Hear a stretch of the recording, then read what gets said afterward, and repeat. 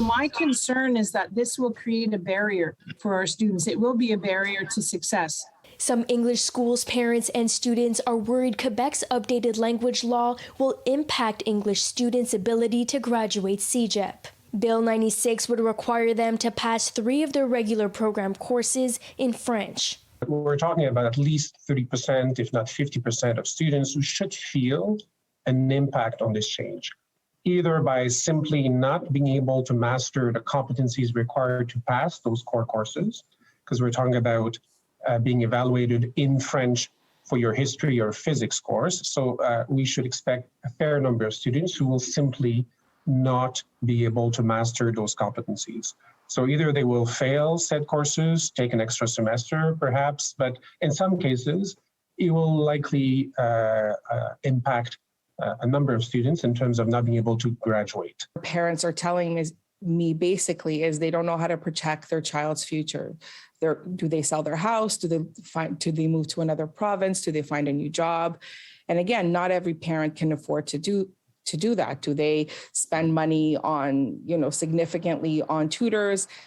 The anxiety from parents, I've never felt anything like this. And that's the regular stream kids. I'm not even touching on the special needs kids that will not even have an option.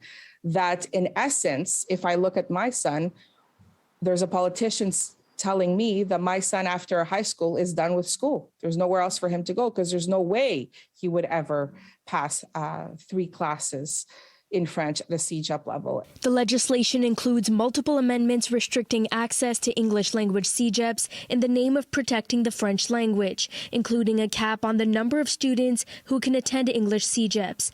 Groups are calling it discrimination. There's a bit of an intent, I think, that's clearly laid out of diminishing the relative weight of English college in the system. So that's clearly the intent. A French course to learn a language, that's Français langue seconde, is a very different enterprise than taking a course in a specific subject area in French.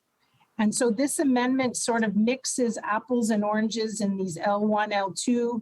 And so the concern is not so much that we haven't prepared our students with a good level of bilingualism. We have. Some parents are worried the bill moves further away from what is needed. This has nothing to do with being anti-French, not wanting our children to be bilingual.